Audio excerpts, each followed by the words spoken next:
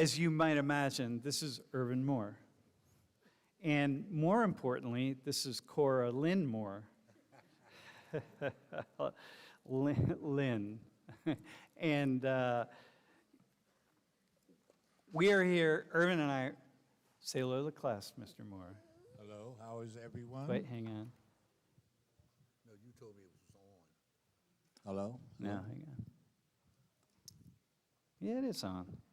It is on? It is on.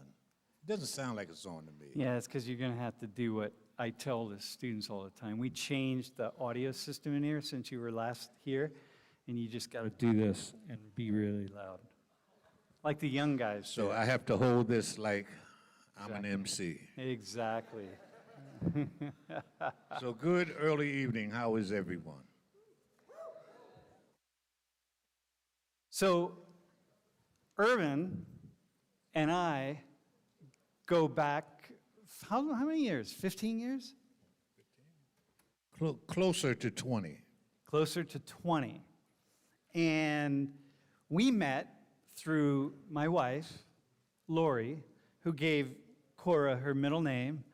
And Irvin has, first off, let me show you this quote, Irvin. Next slide. So this was from last Thursday's class. I mentioned this last class, but the problem is that Sam's been complexifying issues for 20-year-olds for too long. And your job today, our job, is to complexify some other issues. And you do a pretty good job of that. And that's important because that's part of education. I thought I simplified things. Yeah, well, you do simplify them, but you simplify them by complexifying them. So you make people, you give people the opportunity to think outside of their categories and outside of their boxes. And I think when human beings do that, it changes the way it makes it impossible to see things in black and white terms. Yeah. So Irvin here was incarcerated in Rockview Prison right up the road for, I'll say it, 52 years. 52 years. And Irvin's from North Philly. And Irvin is one of the most profoundly thoughtful, interesting,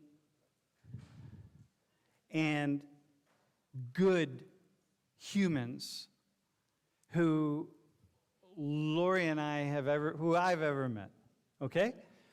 And we were lucky to have the opportunity when Lori was taking students into the prison for conversation with lifers.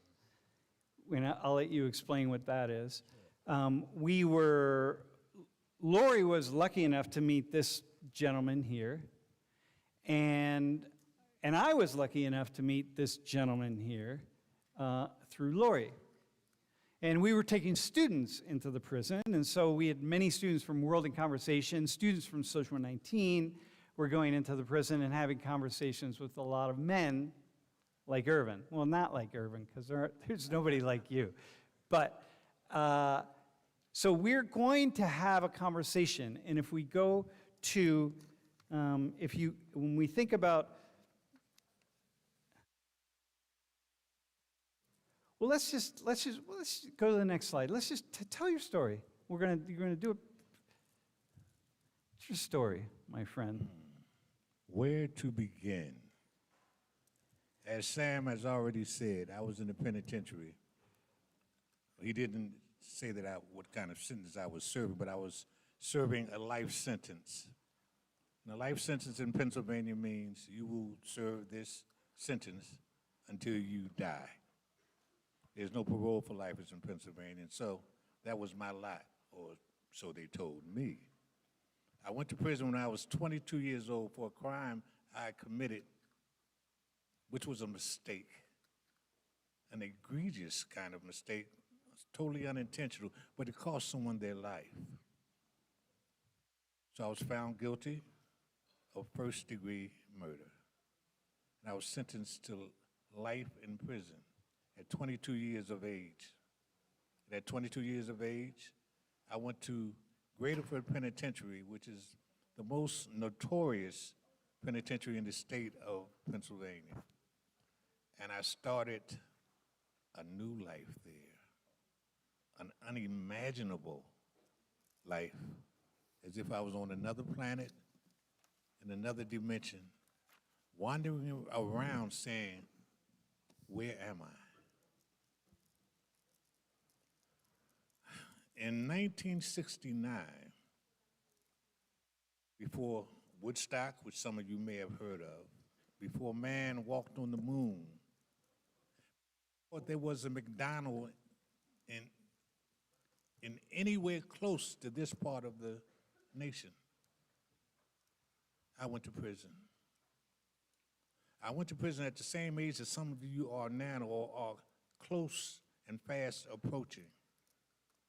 And even though at the time I thought I knew everything there was to know, I was as grown as I needed to be. I was my own man. I was an adult. I was in charge of my own life until I woke up on that bunk in Graterford Penitentiary, crying, saying, what am I doing here? Decisions, choices. It's what you guys are making now. And for the most part, you're doing pretty good because you're doing better than I was at that age. But it wasn't until so much later that I learned the universe is vast. The universe is huge. The cosmos, immense. So is the universe of knowledge and things that we learn along the way. Because Sam's going to stop me if I get off course, but life itself, and I know you've heard this, but life itself is a journey. And it is. It's a journey. Not necessarily leading toward an eventuality, but a journey that is chock full of experiences along the way. And it's how we react and respond to those experiences which determine how our life will turn out. Again, remember, I told you this before, I was told that I would die in prison. And imagine being the age you are now, thinking that not this and this realm of possibility, but prisons, which at that time was a place that had no books, no radio. With no radio, that meant no music. Imagine being in an environment with no music, no television, no newspapers, no periodicals, no library, no school.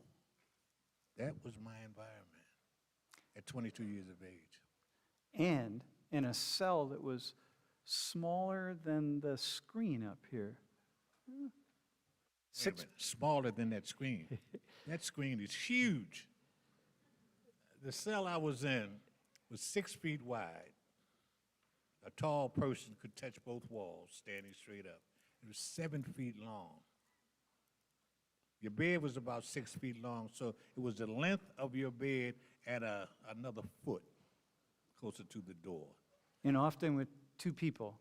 And, well, in the first 20-odd years of my incarceration, there was no double celling anywhere in the state of Pennsylvania. That didn't happen until the influx of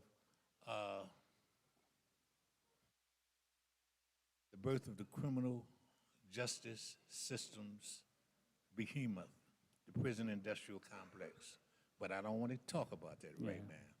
The prison explosion didn't happen 2 years later. But initially, it was one guy in a cell, but you had a bed in the cell, you had a desk, you had a chair, and you had a toilet and a sink, which meant I was sleeping and living in the toilet. That's what it was. And you dropped out of high school.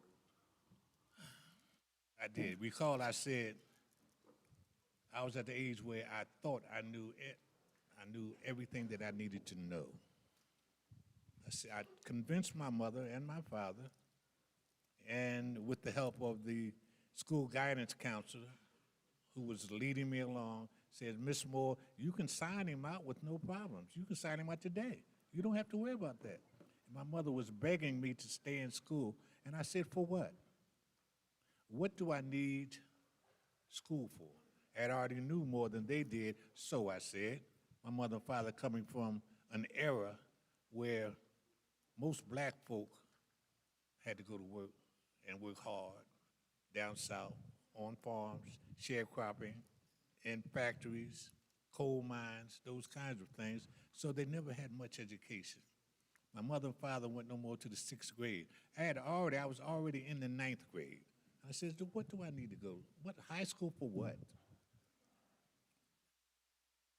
Which is why, again, I'm taking it aside now, which is why you guys are so blessed.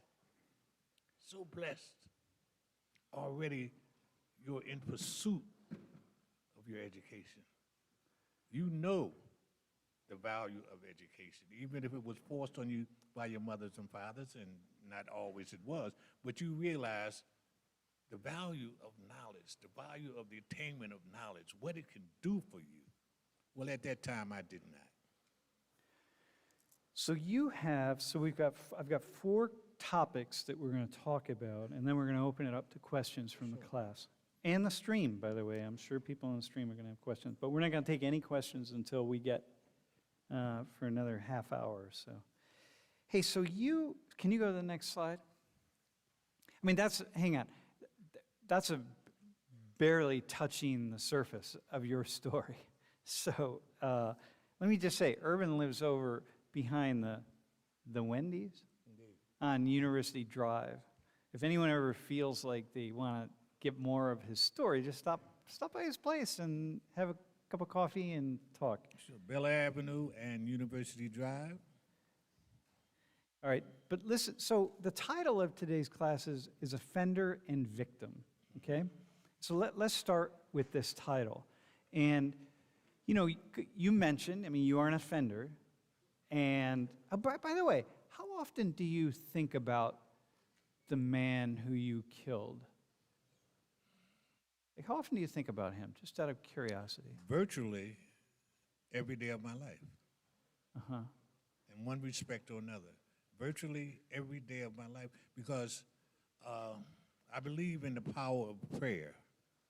I believe that there is an entity that's larger than we are, larger than anything that we can imagine. I believe in that. I believe in the power of prayer. I've seen it make things happen.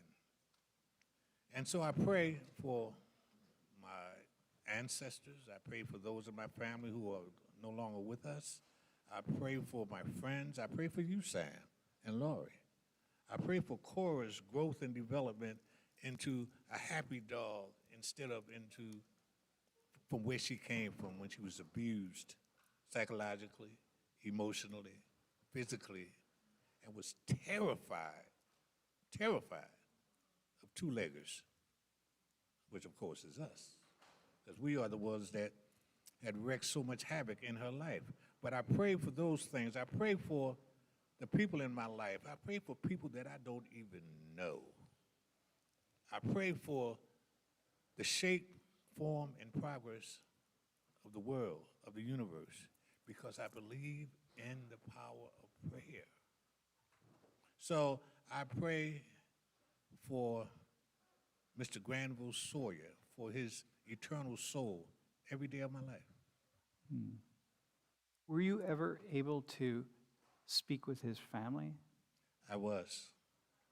Because, like so much I started to say like so much in the black community, no, like so much in every community in this country, we victimize each other. I didn't have to travel 100 miles to find a victim to victimize. I went around the corner. I went in my own neighborhood, which is what we normally do when we take something from someone, when we abuse someone, when we bully someone, when we hurt someone, when we rob or burglarize. We do that in the midst of our own communities, which is why, to me, as I mentioned earlier, I work for the College of Education right now, and I work for the Office of Education and Social Equity's Restorative Justice Initiative. And I'm not going to be long in this, but part of the reason why I work for them, other being, of course, Sam and Laurie, is because they deal with the trauma that we inflict on our own communities. And they don't just deal with the trauma, they deal with the needs and wants of the community itself. We look for a way of healing. So we utilize the offender, the victim when we can, or his family. We utilize the community, finding means that extend beyond just adjudication and penalization or punishment. You know, with that in mind, let me go forward a little bit. In this country, which is kind of strange, with, you know, we have this kind of Judeo-Christian ethic about sin and wrongdoing and evil and this kind of thing. But we take an ethical and moral approach that is much more Judeo than it is Christian, or it's part of the Christian. I don't even know. There are two parts of Christianity. Yes. There's the part that's really rooted in kind of an Old Testament ethic, but then there's the part that's rooted in forgiveness. Yes. So Jesus is both the healer and the condemner, right? And so for Christians, it's really a matter of just which way you want to see that. But we in this society take this kind of condemnation approach, especially to people who end up in prison, right? Not people who break laws, right? Because, especially, we have so many lawbreakers, especially in the world of white-collar crime and so on. If you're going to steal money, steal $1 million inside of some kind of online banking scheme or something. Don't steal it from the corner grocery store. But people see you. We've developed this narrative of seeing somebody like you, and thinking you deserve to have been punished, right? And B, it's like we give up hope. We give up. So can you just walk into what you saw in your 52 years regarding people that we just throw away? And we lock them up, we throw them away, we don't think about them. And, at what point do offenders become victims because we don't give people an opportunity to do something different? Yeah, can you talk a little bit about that? Oh, indeed, I can. Hope and hopelessness. I don't wish prison on any living soul alive. Even though some people need to be set in an environment so they can do no harm to those around them, until they learn, or until they change, or until something happens that causes them not to be predators any longer. But prisons are places forlorn of hope. Abandon hope, all ye who enter here. Has anyone ever heard that phrase? Let me see any hands that have heard that. And where is that phrase supposed to be hanging? on the gates or the entrance to hell.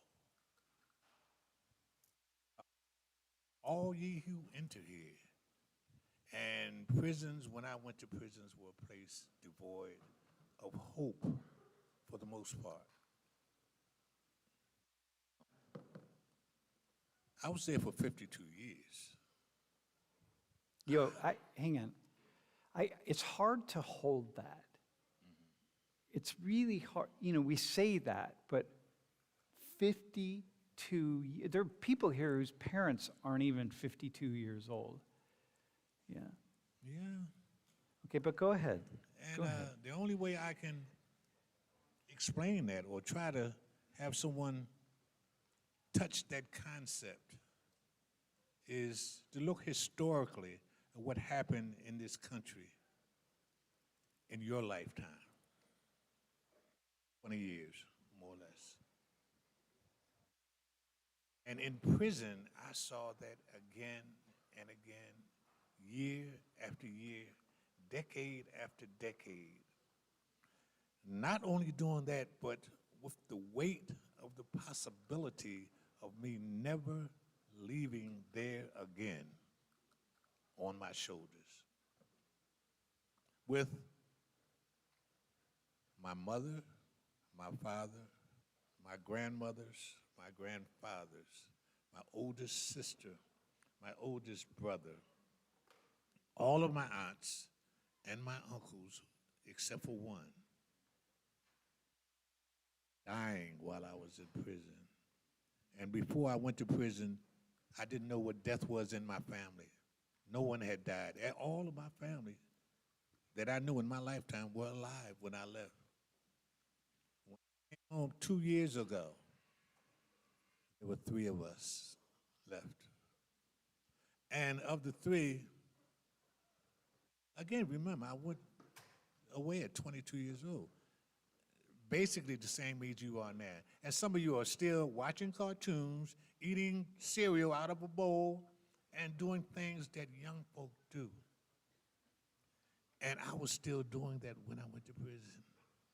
Remember I said, I woke up one day and I looked around and said, what am I doing here? Because that youngster was still reaching out, scared to death. Scared, angry, confused, and with a sense of, am I going to die here? Remember I said that I'm a praying man, and I pray every day. And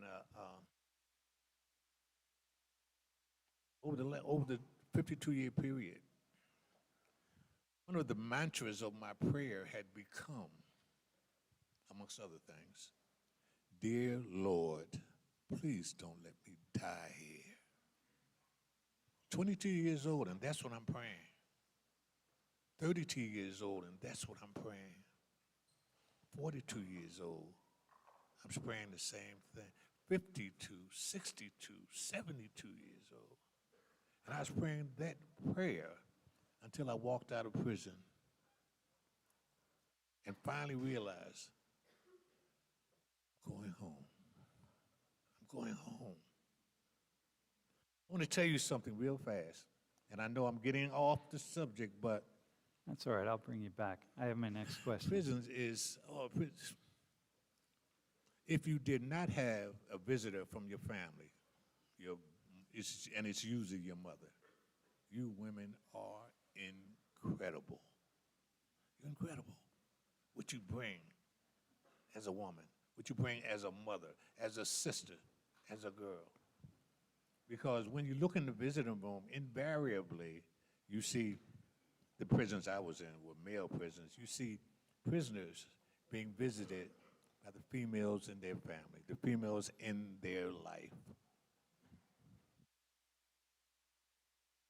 Not the men. Very, very seldom the men. And not because we were not loved by the men in our family, but men, and you guys understand what I'm saying, we respond to life and to trauma and to pain and to those kinds of things so differently than women. In many ways, we can't deal with it. Many ways we can't handle it. Many ways we shut it off. Many ways we take that approach of stoic and impenetrability and no emotion and came to see me 3 times in 52 years. Not because he did not love me, and I know he did, but because he couldn't stand to see me sitting there and he has to walk out. My mother felt the same way, but my mother knew because of a mother's love and a sister's love that I have to come and I have to nurture this. This is my baby. This is my boy. I have to do this. But my mother would come visit, and I said, how's everybody, Mom? She said, oh, with this, that, and the other. I said, how's Daddy? Yeah, I'm 20-something, 30-something, 40-something, still saying Daddy. But how's Daddy? She said, he's out in the car. And then I didn't ask how come he didn't come in because I knew. But he was there. So, again, I would not wish prisons on anyone, a place without hope, devoid of hope. But what got us through that was education, growth, knowledge of self, reaching a point in your life when you accepted responsibilities for your actions and stopped lying and stopped playing games, and realizing that if there's a victim involved in your life, that he is a human being as well, and you owed him or his memory a responsibility. And that responsibility was not to be the person that I was previously, that look at life in a different kind of way. And even if I wasn't going to get out of there ever again, good wherever I was at. Okay, we're gonna come to this. Sure. But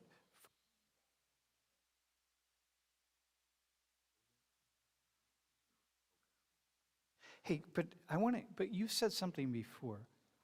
But there are people who you met in prison, who you yourself have said, okay, this person should never get out of prison. So just quickly,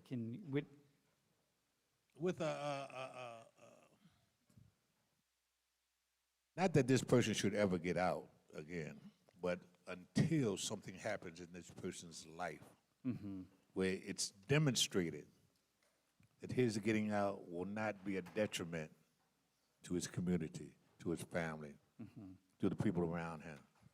Because I've seen guys in there. I mean, when I went out, I was a little crazy as well. I was young and I was passionate. I was angry. I didn't know how to cope with what was happening around me, and I got in trouble, and I went to the hole. And I hurt some people in there, too, as well, in the early days. You guys know what the hole is, right? Solitary confinement. You've all seen movies and read books and television. You've seen it, the hole.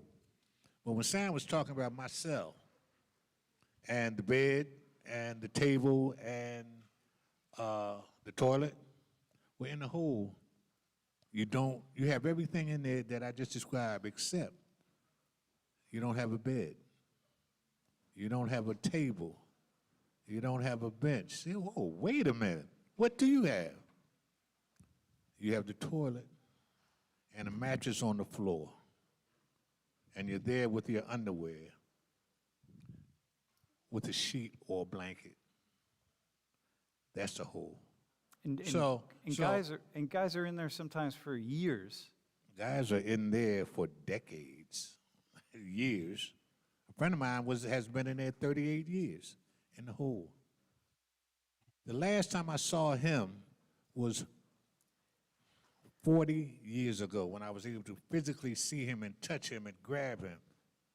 It was 40 years ago, and that's when he went in the hole. And I've been home 2 years, so 38 plus that 2, that's 40 years have passed, and he's still in the hole.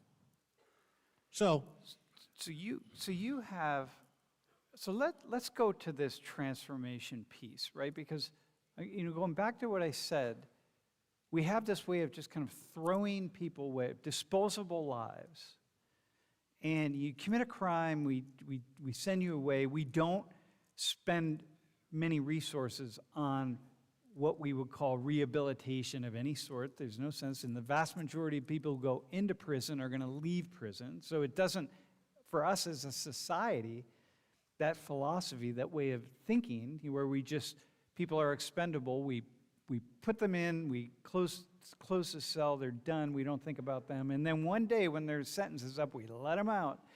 But we haven't done anything to make them better people. And so when they come out, they're likely to be exactly who they were. But not always, because transformation happens. Not always. In a lot of cases, because over 90+% of the people that are sent to prison return home, come to their communities.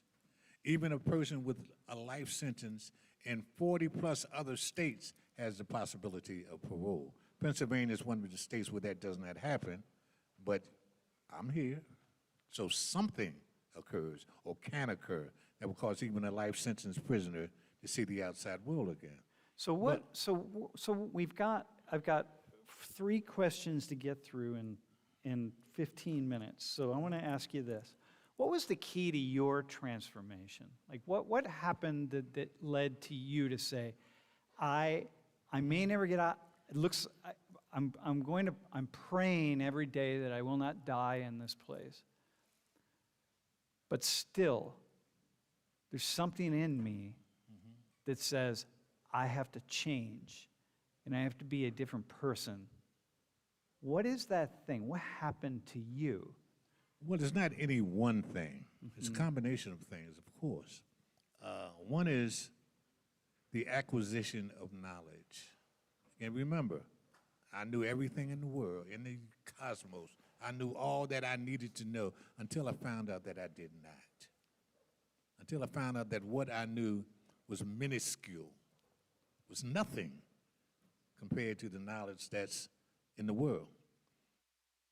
2, I met some old heads, some individuals that were older and wiser than I was, who were my mentors, who became my mentors, who became almost like holy men to me. Because, as Sam was saying, someone commits an act, a mistake, or is found guilty of a crime and is sent to prison.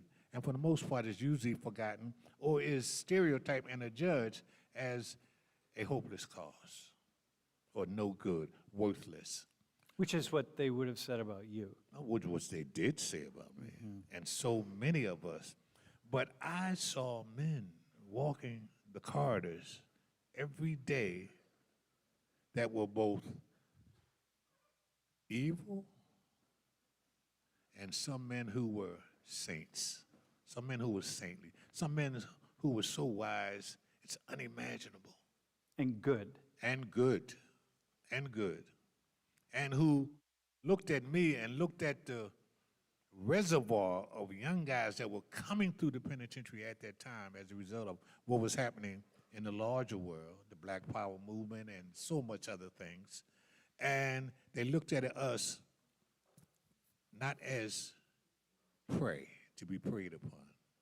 They looked at us as their children, as their young brothers, as themselves. And they helped guide us. Once the institutions began to open the doors to books, everything changed. Everything changed. And education. Well, books. Books. I don't separate the two. Yeah. I mean, when you say books or think of books, even if it's a book coming from the mouths of a professor or an old head, it's still information, it's still knowledge, it's still history, it's still stories, it's still lore, it's still advice, still a direction. And all of this was coming from individuals that I saw walking amongst us every day. And these were angels, these were saints, these were seers. So something let me know that there's good. even in a place like that. Now, that was, as I said, education. We had books. We had individuals that were showing us the right kinds of way. And then there was the belief as well that I had control of who I was.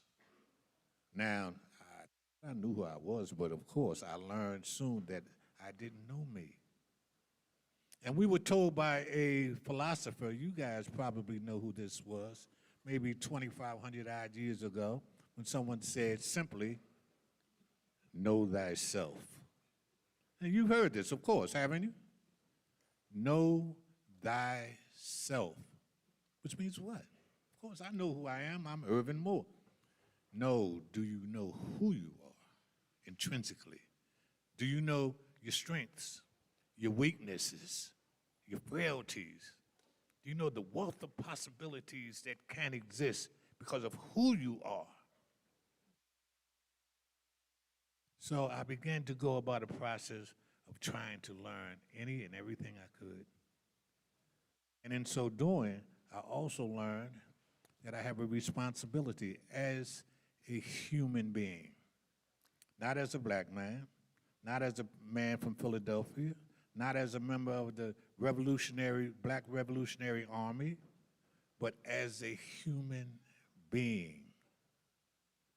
I have a responsibility. And said, I believe in a higher power. I believe in a supreme being. I believe in someone or something that's larger than I am. Something or someone is incomprehensible to understand. I believe that there are powers that we just can't grasp. And I know that sounds kind of, you say, wait a minute, it's supposed to be a guy dealing with realism. And you believe in the supernatural? There are things that cannot be explained at this point in our growth and development as a species. So I don't mind being one of those kind of guys that believe in spirituality. And, go ahead. and you understood the need to give back in the way that the old heads gave back to you. Well, what I meant when I said my responsibility as a human being, that's it. Yeah. That's it. What is that? What is that responsibility? To leave good in your wake. To do good. All of us want to be blessed in one way or another. Isn't that true? All of us want to be blessed. And I learned through trial and error, through study, through talking with people, I learned that the surest way to be blessed is to be a blessing. To be a blessing. Yourself. To reach out and touch another life and to bless that life in whatever way you can.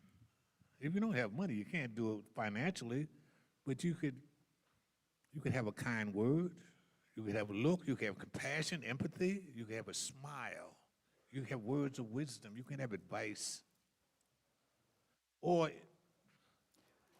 however ways that you see fit to touch someone's life in a good kind of way. So this is the redemption story for you. I mean, here's this person. Here you are. You're not really that,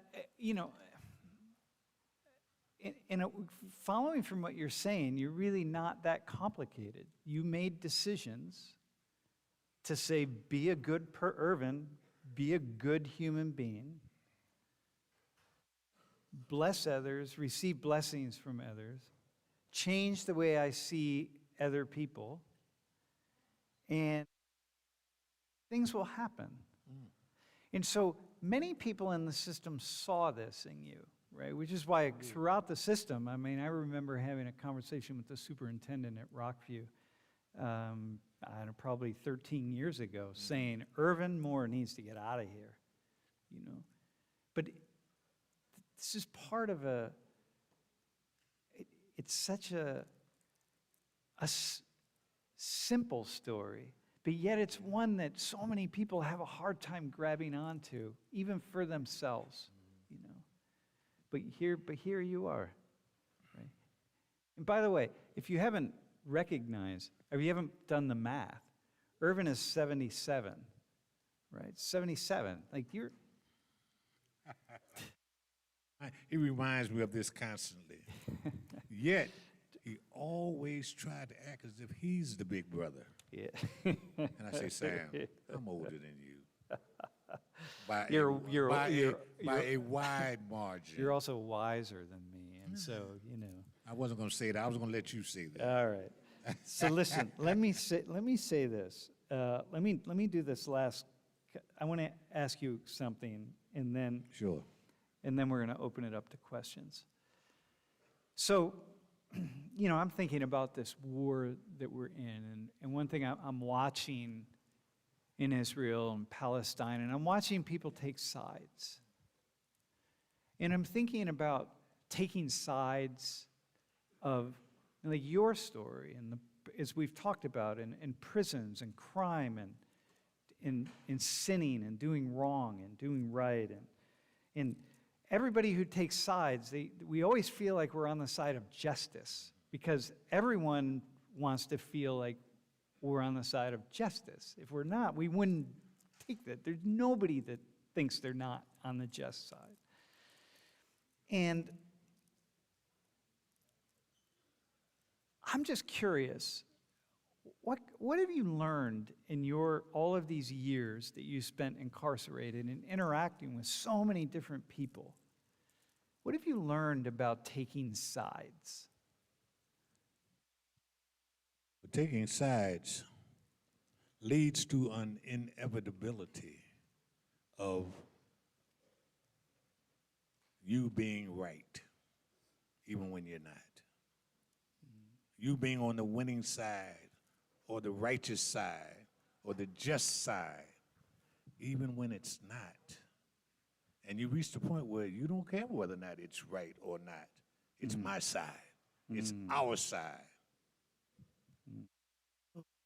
Whoa, hang on. That's intense. Yeah, that's intense. And you had to go to prison to learn that. Well, I didn't have to go to prison. You didn't have to, but you did. I mean, that's the way it seemed to turn out. But God willing, the majority of these young folk out here will learn the same thing, and hopefully they won't be in prison. Yeah. You know, there's so many ways that we can learn this. It's all around us. It's everywhere. What I learned in prison exists out here. You know, one of the things that struck me so intensely when I came home was that so many of you folk are miserable. I said, what? So many of you folk are frustrated and angry. So many of you folk are walking out here confused and lonely. I said, what in the heck? Look, I talk to people every day. I talk to crowds like this. I talk to churches and masjids and schools and students who pass you on the street, and you Students who stand pass in you on front the of them and you say hello, Oh, and you indeed. make them respond to Oh, you. indeed. Look, Sam's wife, Laurie, is director of an entity called World in Conversation. Just that word, just the phrase in and of itself. World in conversation, not a world in argument, a world in debate, a world in confusion, world in conversation. Part of what I do is I have conversations with people, and I don't care who it is. You got 5 minutes? Because some kind of way, I don't know what it is. I don't know what it's about the way I look. But someone would stop me. Maybe it has to do with Cora or Fred, and I'll tell you about Fred in a minute. And they look at me and says, you look like you have a story to tell. And I said, you got 5 minutes? 5 hours. Well, sometimes 5 minutes doesn't do it, my Well, friend. sometimes I can do it in 5 minutes. Yeah. Sometimes I can do it in 5 minutes. Yeah. But I Yeah. like to talk. I like to. No, but listen, you have it, and we're going to open it up right now. Okay. But you have a story. I love what you just said about when you got out into this world, for 52 years, you were dreaming to be free, to be out of this world of incarcerated human beings. And you got out here, and you being you, this is Irvin's personality every day, every single day. You call him at 4 in the morning, you're going to get Irvin. You call him at 3 in the afternoon, you get Irvin. You call him at 12 midnight, you wake him up from a dead sleep, you get Irvin. Doesn't matter. You see him anywhere on campus, you're going to get Irvin. And you came out, and you see this sea of people who are really unhappy. And I think, wow, what a... But this is that side. This is the blessing. That Oh, indeed. blessings Indeed. come in Yes, very yes, strange yes. ways. Which is why I said you got 5 minutes. Yeah. Do you have a minute? Do you have some time? Just sit and talk. So let me, whenever you talk in class, we never have enough time for questions, and I think we probably have And a we lot need on the questions stream. We today. have a We lot need- coming yeah. from the stream. Why don't we do this? Why don't we, can you take, they're going to take some microphones out. Okay. And people in the back too. If you're in the back, seems so often that like you don't ask the question. So, or cameras will pick people up. So if you want to see who's talking, Okay. you'll be able to turn around and look up here. But we really need by the way, Irvin, right here, he'll answer any question at all. So you can ask anything at all. Am I right on that? I mean, as if I don't have any secrets. I mean, if I'm not human, I have things that I don't want to divulge. All right. But he's right. You can ask me anything. Anything. The questions that he wouldn't answer, you would never ask him anyway. So That's right. yeah. So we're going to have a question and answer, hopefully an answer session. You want to start with the screen? Hey, wait, we have a question from North Carolina. Okay, if you could go back to 1969, what are the top 3 things you would do differently? And I'm going to say one final thing, my friend. There's a ton of questions, so you got to answer them fast. Okay, you noticed that. Oh, what would I do differently? All right, back in 1969, I would not have used drugs because drugs led to what my crime was. I would have gone back to school or never dropped out of school, which is another thing I would have done. And I would have tried to help the young folk in my community, the people that were younger than I was, people who, even at that age, looked up to me because I was a gangbanger. I would try to steer them in the right kind of way. But those are the 3 things that I would have done differently back in 1969. Okay, now questions.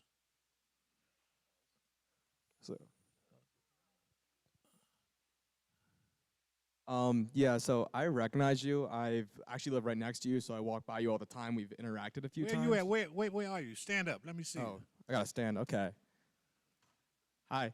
Okay. How are you? I'm doing good. What's your name? I'm Matt. Hi, Matt. So I'm walking by you with my roommates all the time, and I always go to his side. And I'm just like, this guy, he seems so tranquil. I wanted to know your story. So after hearing this, I was just like, wow. I just really wanted to know if you think you could have gone down, if their story didn't happen, if there was another path that would have led you to being the man you are today, the same tranquility and all that. Well, if I hadn't gone to prison and had found someone like you, found someone like any of you sitting in here to talk to me, to tell me about, explain to me about your life, and listen to my story. So many of our young folk are navigating that world out there by themselves. What do they know? Even though you're only in your early 20s, if that, you probably know more than they do. And they need the benefit of that knowledge, that understanding. There was a time, again, I know Sam said keep this fast, but there was a time in the history of our species, the human race, when we understood and recognized the importance of experience. Those who had done a thing, we would go to them and sit at their feet and say, well, how do we do this? How do we go to war? How do we grow certain crops? How do we choose a wife or husband? We would sit at their feet and listen to the answers that they gave and pay attention because we knew that they had the experience. We don't do that anymore, and we need to do that. There is a wealth of resources in all of our communities and in a lot of our homes that we don't utilize, we don't tap. Those are our elders, our grandmothers, our grandfathers, our mothers and fathers, our elder aunts and uncles. Or if you don't have that in your family, then the person next door, the person down the street that's 50, 60, 70, 80 years old. Or if you don't have that, the old person that you see on the corner or walking. Stop them. Find out who they are. Let them know who you are. Talk to them. Interact in their life. And you will be so surprised at the wealth of knowledge and information. Okay, next question, please. Could I ask? Yeah. Could I ask a question? What's up? Yo, Yeah. So I wanted to ask because I may not have gone to prison, but I was homeless when I was 22, around your age when when you you were were in college. 22. Yeah, when I Oh. was 22, and for me, I kept going, knowing that I was confident in myself that I could put myself back into the position where I could make enough money to pay for rent and come back to school eventually. But I want to know like how you managed to push yourself when you knew that you were going to be there for your life. Like there's like, because I cannot imagine myself like not being able to see something in the future and still be able to keep going. Well, that's the key. Didn't think I was going to be there for life. Which means, what did I have? What did I see that other people didn't see in me or in my life? Do you all know the story of Pandora's box? Of course, a lot of people do. All the, in terms of myth, there was a box that contained all the evils of the world. Prior to this, society was an Eden. There was no robbery, there was no slovenly, there was no greed, there was no animosity, there was none of these evils existed until, and they were all locked in a box. There was a little girl whose name was Pandora. She was beautiful, but she was curious.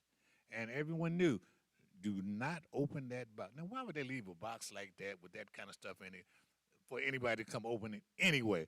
But it's myth. And she was curious, and she wanted to look, and she went to the box and touched it, and something rattled in it, and she looked around, she said, well, let me just peek, and cracked it a little bit, and boom! All the evils known to man came out and flew around and began interacting with the life of man. And they said, Pandora, what have you done? And she says, oh, my stars, I have doomed us all. And she cried. But then there was a little noise back here. She looked, and it was coming from the box. She said, wait a minute, what is it? And went and looked. And here's Pandora again. She says, well, what is that? And she cracked it open. Boom! What flew out? Because we exist today, which meant that all the evils in the world that was let out did not destroy us. Why? Because the last thing that was in the box, fluttering to get out, that she let out, was what? I know y'all know what this is. Hope. Hope. Because I don't care how disastrous your life, how doom-ridden your life may appear to be. With hope, all things are possible. And so, how did I manage to navigate that environment and that lifestyle, that possibility? Because I had hope. I had hope. Well, I mean, hope. I mean, hope that I get another meal the next day. Hope that I go strong enough to be alive. Hope that I could convince someone to allow some professors to come into this environment to start teaching us and to let what they taught us become degree oriented. Hope that I could convince the warden to let us contact some people in the community to have them bring some books to this place so we could start reading. And that happened. Buckloads of them came in. So hope that we could do anything, and what we wanted to do was things positive. You know? So that allowed me to be standing in front of you, brothers and sisters, today,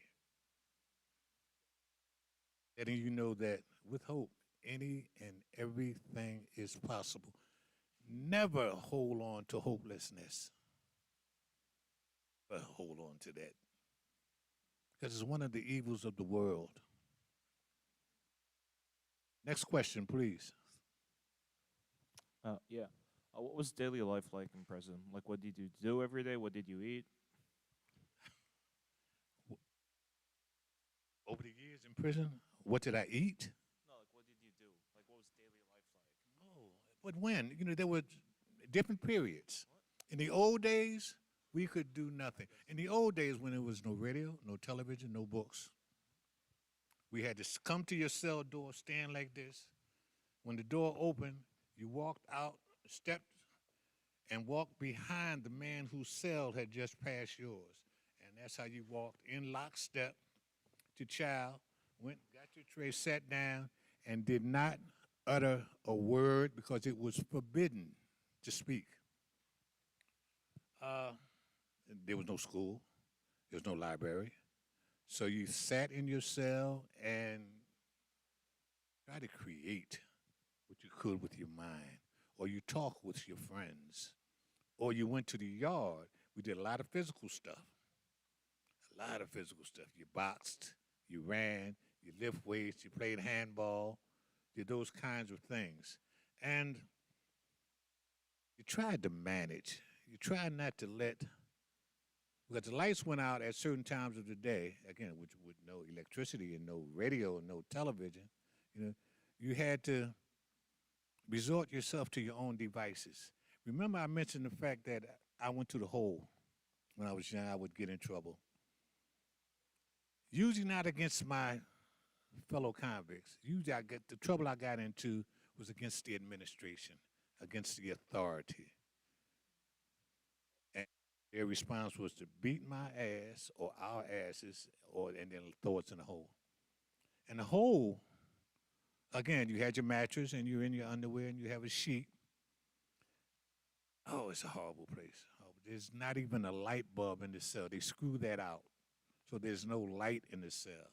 So at night, when everything gets dark, but team was to eat breakfast and then do push-ups, run around the cell and do whatever you could, maybe take a nap until lunchtime came. Then you eat lunch, then you do the same thing until supper came. Then after that, you sleep. You tried to go to sleep. Breakfast consisted of 2 pieces of bread and a cup of black coffee with no cream, no sugar, none of that. It's a cup of black coffee, 2 pieces of bread. After about a month, those 2 pieces of bread became like filet mignon. You couldn't wait till they came in the morning and say, here's your bread, here's your coffee. You say, oh. And you ate that one little piece at a time. You save it, put it in your mouth, and you savored it. When lunch came, they brought a lunch, a tray, might have meat, potatoes, vegetables. Oh, I mean, gourmet. I mean, a feast. When supper came, what do you think we had for supper? 2 pieces of bread and a cup of black coffee. Then, after that, they closed the door, locked the door with 2 locks. Then they took a big wooden door that was on the outside of that on rollers and rolled that across there, boom, and locked that. And that wooden door prevented any light from the corridor outside your cell seeping into your cell. So your cell was so dark you could put your hand in front of your eyes like that and couldn't see anything. And what could you do then? You laid down and waited for morning. And that was every day. Every day. You know, so that was one period. And then once we got books, once we started dealing with a term that we had never heard before, but was reverberating throughout the entire institution, and the term was rehabilitation, because this was new. So what do you mean, rehabilitation? What is that? Before that, it was just lock them up, punish them, beat them if they act up. But now we're hearing rehabilitation because there were young folk like yourselves who are going to universities and colleges and becoming educated, now wanting to come into the criminal justice system as treatment personnel. Some as correctional officers. They didn't call them that. Then they call them guards. Wanted to come into but with a new concept, a humanizing kind of thing that we had never envisioned before, which helped shape and form and change that environment. And we pushed for that change. We fought for that change. We struck, sat down, even rioted, I'm sorry to say, for those kinds of changes until we were able to make them come about. And with every change, what that did was it put more meat and bones on that entity that was hope. Until I'm saying, oh, man, look. You know, I was lucky enough to get a couple of degrees behind bars. I'm in prison. Never went to high school. You can't call it a high school dropout because I never went to high school. But 9th grade education, and I'm sitting in classrooms with professors, doing work, handing in papers, having a dialogue, and being graded legitimately by a consortium of universities and colleges that we had asked to come in and talk to us about post-secondary degree education. It was Cheney University, Lincoln University, Temple University, Villanova University, and Northampton and Montgomery County Community College. And they came in, listened to our pleas, says, look, we'd like for you guys to come in and bring some programs in here so that we could begin learning on a post-secondary educational level. And they agreed to do that. And we started the first degree-oriented program in the state prison system in Pennsylvania in 1972 in Grateful. And I was lucky enough before they shot and closed everything down, which they did. Maybe 15 years later, they stopped all of that. They stopped, but I was lucky enough to have got a couple of degrees prior to that. But for the last 30-odd years, there's been nothing happening in there. But we're doing it today. Restorative Justice Initiative is doing it today. We're in 6. Oh, I'm sorry. I'm so glad you stopped me because I told y'all I can talk. So, where's the question? Have you found true love, Irvin? Wait a minute, where Right are you? here. Up there, up where? Where are you? I'm in the center. Stand up, please. I'm standing. I'm right Wherever. here. Okay. I'm sorry. Give me your question. Have you found true love? Say it again. Have you found true love? Didn't Sam tell you I was 77 years old? Yeah, yeah, But- he did. I'm 77 years old and I'm healthy. I'm virile. I've never stopped being in love with love. But that one true and real person in my life does not exist yet. I haven't given up on it. You know, one day she may appear. But right now, I am enjoying interacting with people, especially women, of course, but they are so beautiful. Women are so beautiful and so different from us. Good Lord, man, you know what I'm talking about. But thank you for your question. I have a question, kind of going off of the question about your daily life and your response of that, and how you mentioned mass incarceration before. I was wondering, how did that change your community within prison? Mass incarceration? Yeah, over time. Well, we all understand what mass incarceration is and what it means and how it impacts all of us as a nation, and more importantly, how it impacts communities of low income, communities of color. There was a time when I went to prison in 1969 where I was one of the few young African American inmates in there. I looked around, it was all old white guys. And then something began to happen. Slowly but surely, I saw more people that looked like me coming through the doors, more people that looked like me lining up in the corridors and the halls, more people that looked like me everywhere I turned. And through study and through talking to people, through looking at television that we finally were able to get and understanding what was happening politically and economically across the nation, I realized that there was a war on the movements that existed in urban areas.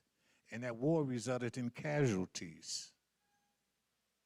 Casualties that I'm talking about is the birth and support and structure of mass incarceration, where they began locking more and more and more and more people up for any and everything. You all heard of public enemies in the old days like Al Capone, Frank Nitti, Babyface Nelson, Scarface, and we've all heard of those in the movies and the books. But would you believe that no one I mentioned, not one of those guys, received a sentence? She's bad as Sam. Received a sentence as long as a young 17 or 18-year-old boy will receive today. Back then, a sentence that was considered a long sentence was something like 5 to 10 years. I sentence you to 5 to 10 years, and the guy would, oh, no, what?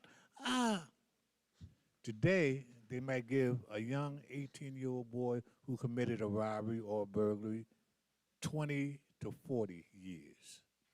And sentences like that, which we consider are called draconian or commonplace. And the system has grown to where in Pennsylvania, when I first went into the prison, there were 8 prisons in the entire state, just Pennsylvania. There were 8. When I left 2 years ago, there were almost 30. When I first went into the penitentiary, there were about 5,000 prisoners in the state system. When I left, there was close to 55,000. It's a prison industrial complex. That's mass incarceration. And it So- usually impacts Irving, people I'm of so color sorry. We or only have a people minute of left. low income status. We only have a minute left. Is there anything else that you would want to tell them just as a sweeping statement before they all try and run out of here and stampede each other? Oh, you're not going to stampede out of here. Look, everybody's still here. But we only have a minute left, so if there's another question, last question. I had a question. Oh, Wait, yeah. so who was Freya then? Say it again. Who was Freya? Freya. Yeah. Oh, Freya was a Norse. You know, the Northmen. No, oh, you mean, oh. Applause, applause. Fred. Thank you for Fred coming, was my Irvin. dog. Fred was my Thank you dog. guys for staying. And I mentioned to say something about Fred, but Fred was her Yeah, predecessor. bring it back. But thank you for You have to asking. be out of here.